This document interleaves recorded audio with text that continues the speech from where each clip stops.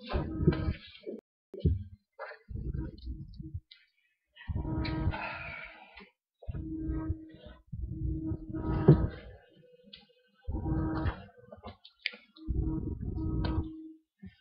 God, tayo po muna ay tumayo.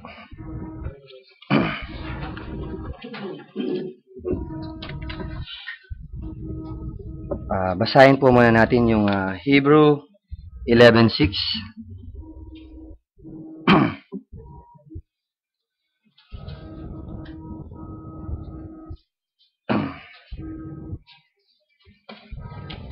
Praise God. Hebrew 11:6. But without faith it is impossible to praise Him. For he that cometh to God must believe that He is, and that He is rewarder of them that diligently seek Him. Tapos punta po tayo sa James 2:26.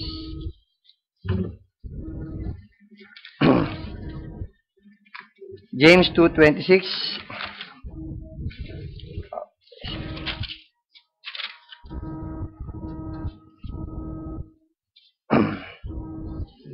For as the body without the spirit is dead, so faith without work is dead also.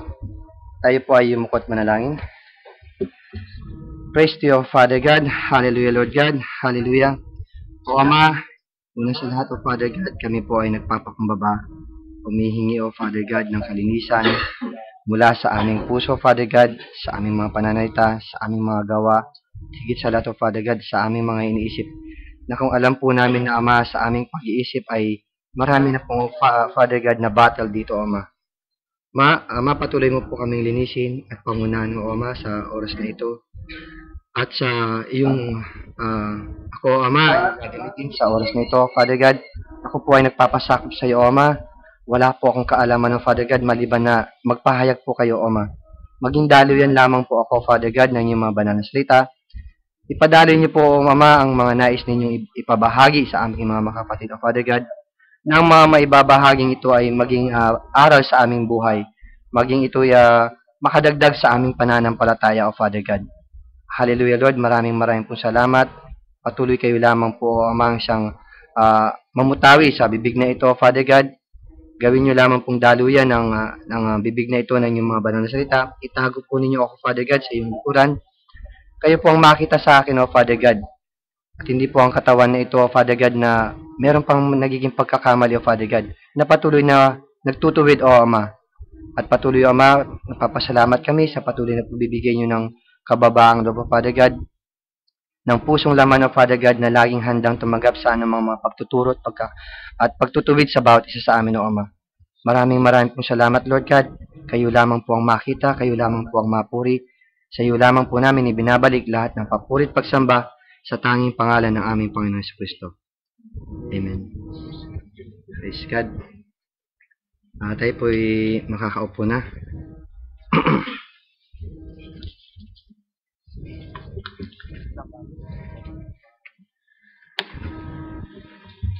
Ako po ay bagong lahat at ako po ay magandang umaga sa ating buhay na Diyos at sa inyo mga kapatid ko kay Kristo at sa nakikinig nakahukap sa internet.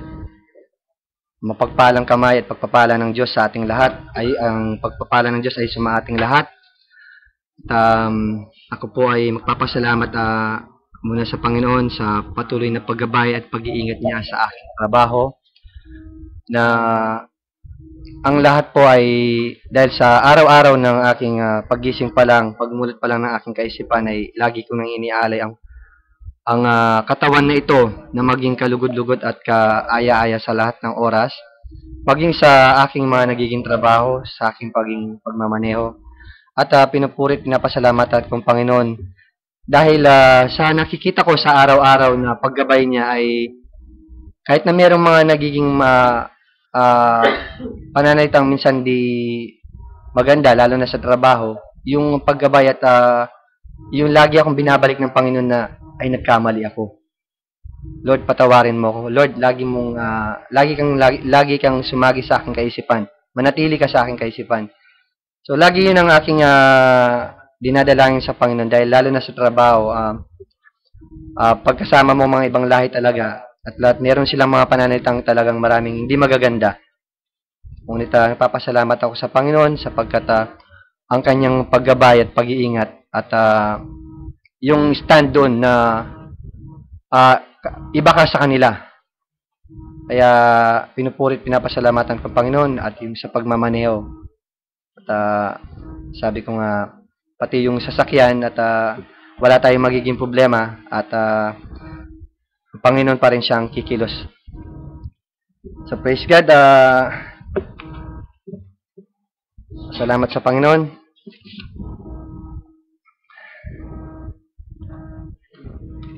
Ako po ay nagagalak dun sa naging kinabahan at nagagalak doon sa naging exhort nung previous kay Brother Eugene. Sabi ko parang exhort ko na yata yung sabi ko. Bagamat sabi ko, wag lang niyang banggitin muna ito, sabi ko. Na-focus ang ating isang kapatid dun sa nabanggit din yung intimacy, the desire, the deep, call it to the deep. Sabi ko, kasama yun sa pinagkaloob ng Panginoon, sabi ko. Ipapalitan kaya to, sabi ko sa isip ko. Pero sabi ko, pinarating sa akin ng Panginoon na wag na niya mabanggitin to. Importante din yun, sabi ko. Pero kasi pag binanggit niya na itong word na to, sabi ko, yung exhortation ko, yun yung exhortation, yung exhortation niya, yun na magiging exhortation ko. So, sabi ko, iba naman ang pagkilos ng Panginoon sa akin, sabi ko. So, nakakagalak lang na yung mga words na nabanggit niya, pantungkol din dito. No? At ang mga nababanggit ng mga kapatid, this past few weeks, it's all the promise of God. The faith without work, is dead, sabi nga. Maraming pamamaraan ng Panginoon ng pagkilos sa atin. Pero the great ang nararamdaman ko yung deep in our heart, yung pinadama ng Panginoon. The greatest is the love. Kaya medyo ako kanina, sabi ko, it was the love. And after this love, if you have this love, you have the sacrifice. Bago ka, we have the faith, pero meron tayong previous faith na nangyari sa ating buhay. Anong faith na natin? Nandun sa denominations, yung faith natin na kinagisnan natin is different. Pero that faith that we found today is different also. Doon nakita yung, sabi nga, deep, call it to the deep. As we go on, makikita po natin. So, praise God, no? Na-mention kay Brother Eugene yung mga intimacy, no? The deep, call it to the deep. The desire. Nung in-explain ni Brother Eugene yung mga, yung mga yun, hindi ko, kasi doon sa message ng deep, call it to the deep, tinatawag yung kalaliman natin. That we have part in God. Meron tayong parte sa Diyos. Kaisa tayo sa Diyos. No? Napapasalamat ako sa Panginoon daw sapagkat napapasalamat ako sa Diyos sapagkat dito nahubog tayo, bound by His love. At we search it. We search the truth. And baga sa natin yung binhi na umusbong. If you have the true seed of God, you will keep on searching. You will keep on digging to search the truth. Gusto mong lalong makilala yung Diyos. Gusto mong lalong makita yung secret niya. Kahit sabi mo pang inulit yung message niyan, sa susunod na gagamitin ng Diyos ang isang kapatid, meron at meron pa rin siyang ipapahayag.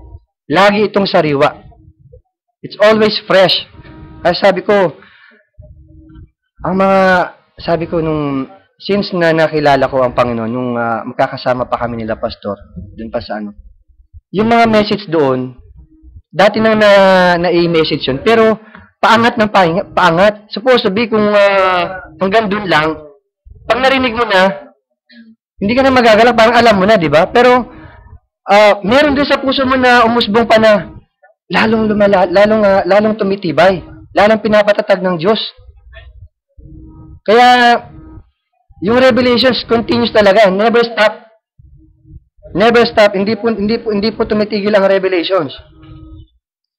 Kaya, hindi tayo pwedeng mag-base lamang sa letra na to. Kasi God is revealing. Especially in the revelation, kung mananatili lang tayo sa revelation, nababasahin lang natin to.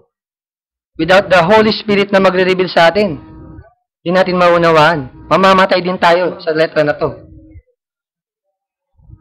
Bagamat pag in-reveal ito ng Diyos, binubuhay tayo lalo.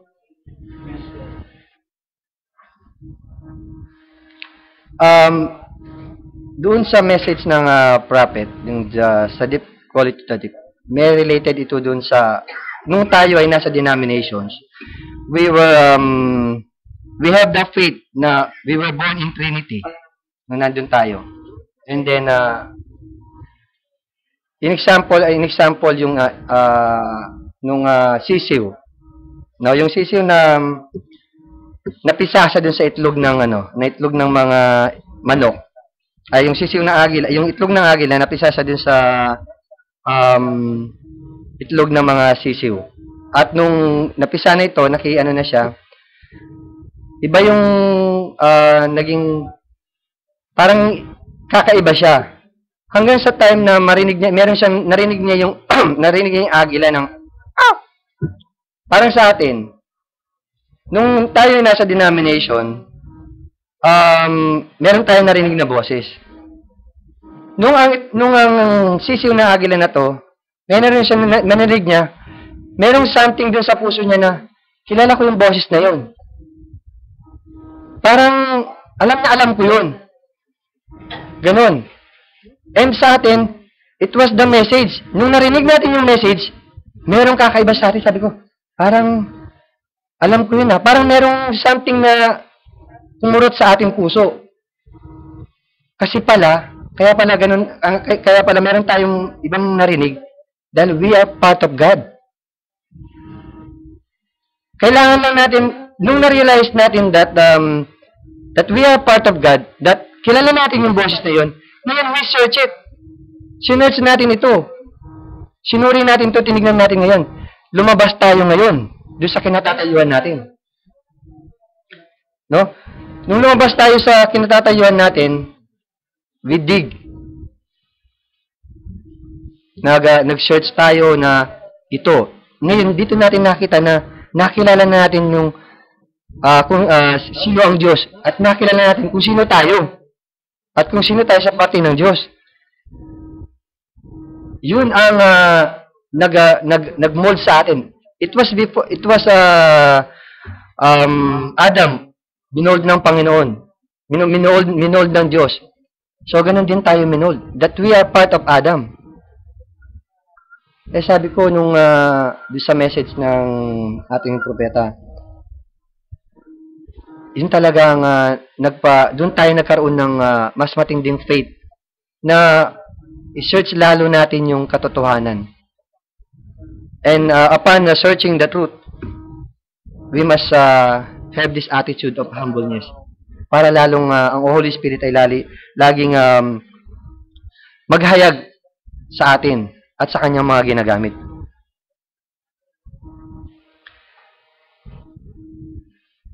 Nung narinig natin yung boses na yon, it was the shout, it was the message. It was the message of the prophet. At yung message na yon, ang siyang nag-ibayo ng ating pakiramdam. At ito ngayon yung nag-mold sa atin na magkaroon tayo ng pananampalataya. And then, until such a time, makilala natin siya that nandun tayo sa we are part of God. Kaisa tayo ng Diyos, and then, we aim that God has a promise to us na yung pangako niya makamtan natin. Merong ipinangako ang Diyos na gusto natin, lahat tayo gusto nating marating at gusto nating makamtan. Nung narinig natin yung message, we respond to it, dumating yung pagkauhaw sa atin. Dumating yung hindi lang basta-basta darating yung pagkauhaw sa atin. There must be something that we have to do something in our part na meron tayong sacrifice. No?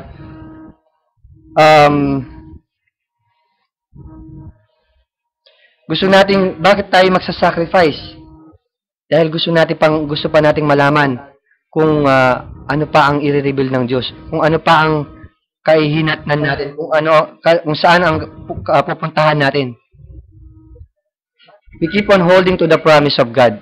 Ito yung pinangahawakan natin. Pinangahawakan natin na susuguin niya ang kanyang buktong na anak. Ang pinakaasam natin.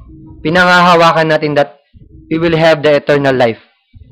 Pinangahawakan natin, nakakasamahin natin siya sa kanyang kaharian. Sabi dito sa Hebrew 10:36. Tapos basahin din natin siya din sa Hebrew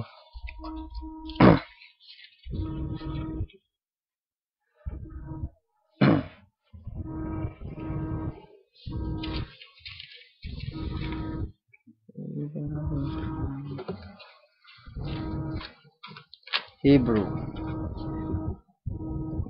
10:36.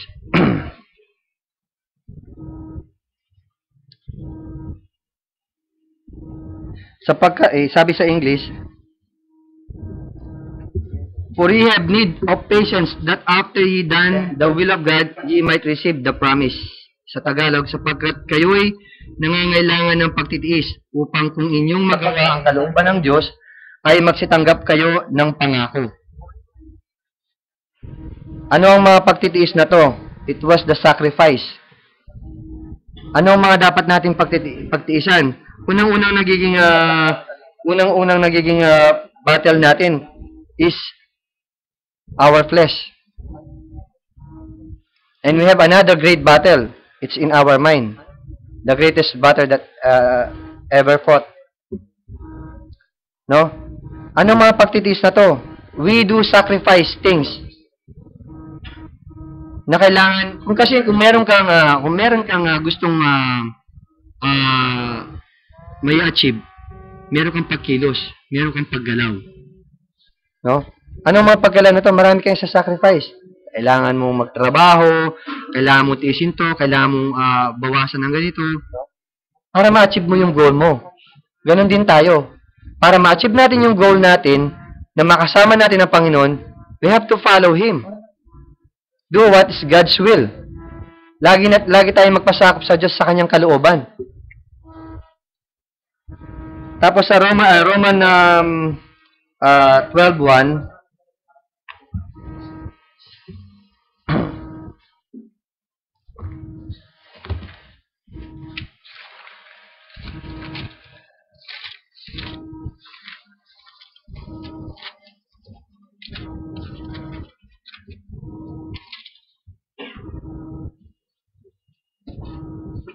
sabi,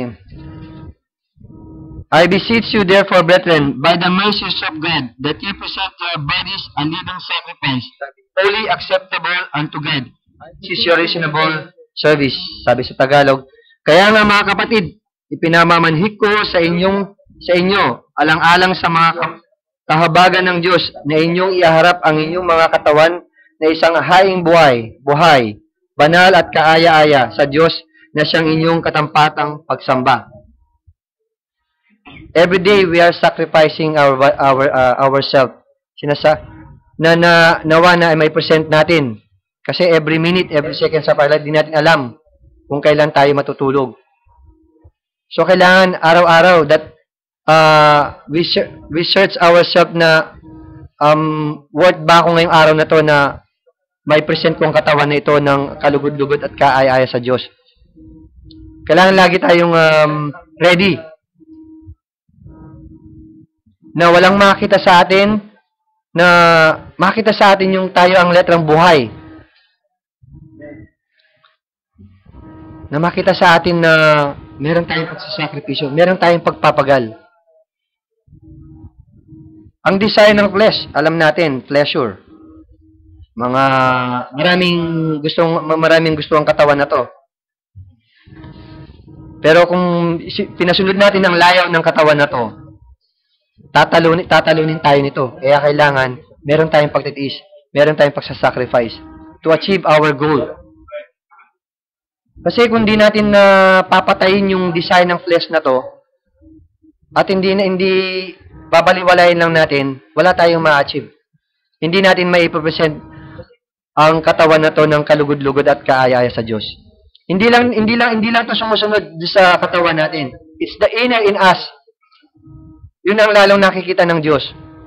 Sumusunod lang yung panglabas natin. That we may present ourselves a living sacrifice.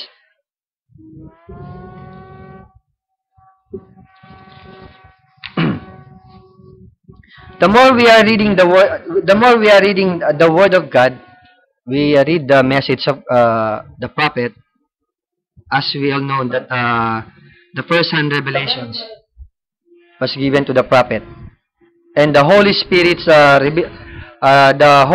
reveals to the prophet. It's the same Holy Spirit that reveals to us. Kaya one Spirit. Kaya lahat tayo magpagal tayo sa pagsasakripisyo, sa pagbabasa. Ako, amin ko, hindi ako nakakapag-regular na nakapagbabasa. Ngunit, unang Panginoon, kahit pa paano nakakapagbukas ako ng kanyang banal na salita, nakakasilip ako dun sa mga message. Dahil, this is also a message to myself. Hindi lang para sa ating lahat. Message din para sa aking sarili. Dahil nakakaligtaan ko talaga. Dahil sa hatak ng sanlibutan. We have to do this sacrifice. This is a message to all of us. Wala pong incented kahit yung ating pastor, kahit yung mga ginagamit dito. We have to do a sacrifice. Para lalo nating makita at ma-achieve yung pangako ng Diyos. We are part of God. No? Hindi tayo yung andyan lang na paisi-isi lang na okay lang, nakilala ko ng Diyos. Hindi ganoon. Hindi pa pwedeng ganoon. Meron tayong kailangan pagpapagal. Sa araw-araw meron tayong pagpapagal. Merong something in our heart. Hindi niyo napapansin na para sa akin, sabi ko ng Panginoon, our first love is God. Sinasabi ng mga the first love daw nila yung aking asawa, yung aking naging first love. Pero as in flesh, pero hindi niya alam nung nakilala ng Diyos, doon niya na-realize na siya pala ang aking first love. Kasi I've been a part of God since sa kaisipan pa lang niya, part na ako ng Diyos. Kasi meron na siyang pwesto doon sa ating puso eh. Kaya pala meron doon sa ating puso, merong space na nandoon na isang, merong space doon. Andun na pala siya. Hanggang sa narinig lang natin yung shout, narinig lang natin yung message, hanggang nanatili yung Holy Spirit doon sa puso natin. Doon ngayon nagmumult tayo. And we are having the Spirit of Christ, the mind of Christ. We are being like Christ. So, if we are being like Christ, true Christians, kailangan makita tayong we are the living word. Tayo yung letrang buhay na lumalakad dito sa sanlibutan. Kailangan makita tayo. Hindi man tayo kailangan mangaral ng salita ng Diyos, hindi man tayo nagbabahagi ng kailangan magsadya ka. Ngunit sa buhay pa lang natin makita na kailangan. Doon pa lang isa ng pangangaral. We must be set an example as a true Christians. Marami na nag-aangkin na Kristiyano rito. Marami na. Pero as different to them, as true believers of Christ, we must be the living sacrifice, that we must be the Christ-like. Tayo yung totoong Kristiyanong lumalakad dito sa sanlibutan. Tayo yung binabasa nila. Hindi natin kailangan humayo kung saan. Unahin natin sa buhay natin at tayo ang magiging letrang buhay na makikita ng mga tao. At mismo sila palalapitin ng Diyos sa atin. nung pag may bahagi natin sa kanila at makikita rin nila, marirealize lang natin na hindi man tayo nag-effort, ang Diyos. Kaya kailangan makita sa atin sa araw-araw na ating pamumuhay. Doon ako na doon sa that we are part of God. Kahit pa man sa kaisipan pa nandun pa lang sa langit, yung we have part of Him. Kaya kung ikaw ay part ng Diyos, mananatili ka sa Kanyang salita. Ngayon, kung hindi ka part, sabi nga, hayaan natin, sabi nga ng ating nakakatandang kapatid, ng ating pastor, kung hindi sila pinili, kaya gano'n na lang sinasabi niya, kung hindi sila pinili ng Diyos, hayaan natin sila. Huwag natin silang kulitin o huwag natin silang anuhin. Kasi kung talagang pinili sila ng Diyos, kahit anong itaboy mo dyan, hindi yan aalis dito. Hindi yan aalis. Dito hindi tayo nagpapaalis ng ano. Sila mismo ang umaalis. Kasi they are not the seed of God. Hindi sila part ng Diyos. They want to go back to their first faith. Gusto nilang bumalik doon sa dati. Kasi sila yung naging kambalang anak ni Eva, di ba? It was Abel and Cain. So, sila yung naging part ni Cain. So ngayon tayo, we are claiming that we are part of Abel. Kasi, it was part of God. So, doon tayo nakalain. Kaya nga, tanggapin natin na talagang merong hindi ligtas, meron talagang hindi kasama natin. Kahit na marami nang pumasok sa church na to, unang Panginoon, pero marami na rin umalis. Bakit? They are part of Cain. Ganun yun, tanggapin natin. Huwag tayong manginayin na nakasama natin kapatid na close tayo. Wala tayong magagawa eh. We can still be friends. Pero kung pagdating sa hindi tayo. Sorry, hindi ka ligtas. Kaya pag hindi ligtas, iwanan natin. Tama ang sinasabi ng ating mga kapatid, ating mga nakakatandang mga kapatid. And it was true. Kailangan, if we are part of God, panindigan natin. And, kailangan natin laging itong i-claim.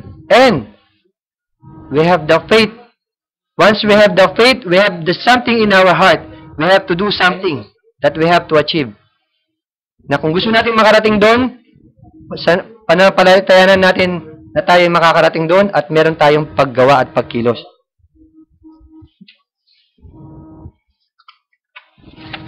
Kailangan maging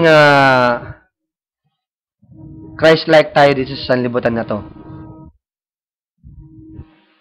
Hindi na natin kailangan humayo, hindi na natin kailangan pumunta tayo sa souk. Brad, attend kayo sa amin, ba? Hindi natin, tulad ng mga ginagawa na denomination, hindi tayo nagpapamember dito. We are searching, ang Diyos, ang magdadala rito sa kanyang mga tunay na binhi. Hindi tayo. Ang Diyos. Mapalad tayo kung tayo ang ginamit para madala dito. Pero kahit hindi tayo kumilos, ang Diyos ang kikilos na siya ang magdadala.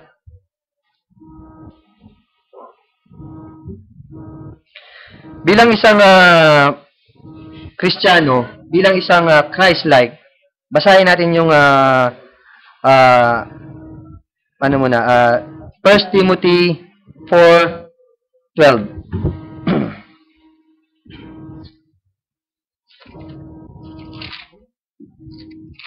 1 Timothy 4:12.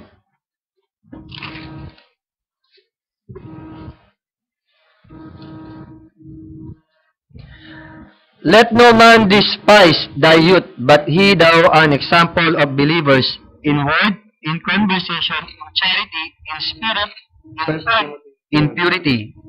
Sa Tagalog, huwag hamakin ng sino man ang inyong kabataan, kundi ikaw ay maging unahan ng mga sampalataya, sa pananalita,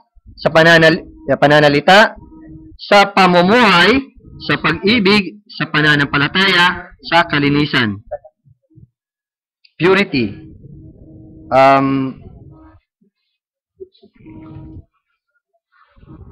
So ano, maging example tayo. Maging example na tayo ay malinis yung ating buhay, nakikita, maging sa ating mga pagkilos, maging sa ating mga pananalita, maging ang lakad natin sa sanlibutan na ito ay makita yung pagka-Kristiyano natin. Yung totoong Kristiyano. Ibihis natin tayo yung letrang buhay na lumalakad dito sa sanlibutan na ito. Huwag nawa tayo yung makitang katitisuran. Kundi tayo yung makitang mabubless. Yung mga nakakakita sa atin. Ayan, totoong Kristiyano yan. Wala kang makikitang kalukuhan sa tao na yan. Ngayon, madalang mo lang makita sa mga tao yung sabi nilang, yung tao na yan, mabait yan, lumalakad ng mabuti, lumalakad na, yan ang tunay na Kristiyano. Madalang lang yung makikita mo yan. Alam mo, nakikita nila kasi, kung ano yung naging mali mo. Yan, loko-loko yung batang yan. Paano magbabago yan? Ano nang ginagawa nila? Ganyan ang mga ginagawa niya. Pero nung tayo ay naging, yung tayo ay dating hindi pa totoong Kristiyano, kahit na sabi mong nasa kaisipan na ng tao yung ikaw loko-loko ka. Pero ngayon, you are converted, na nakilala mo ang Diyos. At pinakita mo ngayon, ang iyong lakad ay maka-Kristiyano, ay you are the true believers of Christ, that you are the living you are the letter walking in this world. At sasabihin yan, alam mo yung loko-loko na yan, tignan mo kung paano siya binago ng Diyos. Yun yung makikita mo. May diver din. So, kailangan panatiliin natin from the Word. Kailangan laging malinis ang ating mga pananalita. Kailangan laging malinis ang ating mga gawa. Dito makikita yung pananampalataya natin na yung pananampalataya niyan, tama. Kasi tama ang turo sa Kanya. Kristiyano yan. Ganon. Pag nakita to sa atin, pag nakita sa buhay natin to, alam nyo, kahit hindi mo imbitahin yon, pupunta yan sa'yo. Saan ka nag-aatin? Pwede ba akong sumama sa inyo? We never know. Ang Diyos ang tumatawag. And praise God dun sa pagmamahal ng Diyos sa atin. Ephesians 1:13. Sabi yun, in whom ye also trusted, after that ye heard the word of truth, the gospel of your salvation, in whom also after that ye believed, ye were sealed with the Holy Spirit of promise. Nung nalaman natin ng katotohanan, that we have faith in God, and na-relate ko din to ng when we were baptized, as a true Christians, we were baptized in Jesus Christ's name. Darating yung Holy Spirit sa atin. Hindi immediately at that time. Kung nilob ng Panginoon ng Diyos na dumating that time, praise God. Pero darating yung time na yon, no? At once we receive and we walk through the will of God, we are sealed of His Holy Spirit. Once na pinanghawakan natin ang Kanyang pangako, we have that faith, we have that love, we have that sacrifice. Sabi nga, we were sealed. Kailangan wag natin pighatiin yung Holy Spirit na nasa atin. Kailangan lagi itong nananatili sa atin. Kailangan panindigan mo na naselyuhan ka na. Sa Diyos ka na. Hindi ka na mababackslide. Oo, nagkakamali tayo paminsan-minsan. Pero kagad tayo bumabalik. Kasi nasa laman tayo. Pero lagi mong panindigan that you were sealed until the day of your redemption. Salamat sa Diyos sapagkat dinala tayo dito. And sa 1 John 2:25, and this is the promise that had promised us, even eternal life. Doon sa pinangako ng Diyos, that we will achieve this, we will have an eternal life, na makakasama natin siya. Nawa tayong lahat ay magkakasama sa pagsalubong. Nawa tayong lahat ay magkita-kita doon. Na walang maiwan. Dahil nakakapanghinayang kung merong maiwan. Bakit nagpagal pa siya kung naiwan din? There is something wrong with him. Pure heart, sabi nga, purity. Kailangan laging malinis ang ating puso. At nanatilihin natin na huwag mapighati ang Holy Spirit. How great is our God? No? The promise na pinangahawakan natin, ano ba ang pinangahawakan natin ngayon? Yung pangako ng Diyos. The Word of God. Pinangahawakan natin yung kanyang pangako na kakasamahin natin sa doon. That we will have this eternal life. We have the faith. Pinanampalatayanan natin. Because we are part of God. Dahil tinatch niya yung nando sa ilalim natin. Keep on searching the truth.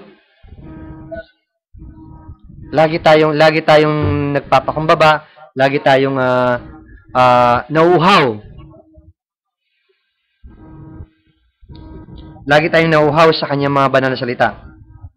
The work, the sacrifice. To achieve the promise of God, we have to work for it. Pisahan natin. Alam ko na, umpisa na natin, pero lagi nating i-remind yung ating sarili. Renewed our mind. Always renewed our heart. Na wag laging mapighati ang Holy Spirit. Na laging purity yung ating puso. That we have to claim that God is in our heart. Upang sa gayon ang ating mga lakad ay naayon at na maging kalugod-lugod tayo sa harapan ng Diyos. That we are the living sacrifice. Every day we are doing the living sacrifice. Araw-araw meron tayong pagsasakripisyo. Hallelujah, praise God. Napaka-iksi lamang po nito. Tayo po ay tumayo at humingi ng pasasalamat sa Diyos.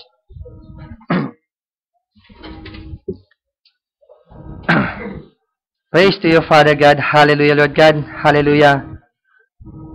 O Ama, maraming pong salamat sa pagmamahal.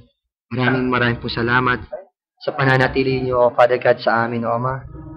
Patuloy, O Ama, pinangahawakan po namin ang iyong mga pangako. Nakakasamahin ka po namin sa iyong kaharian. At hindi po namin ma-achieve ang pangako na ito, Father God, kung wala po kami pagkilos.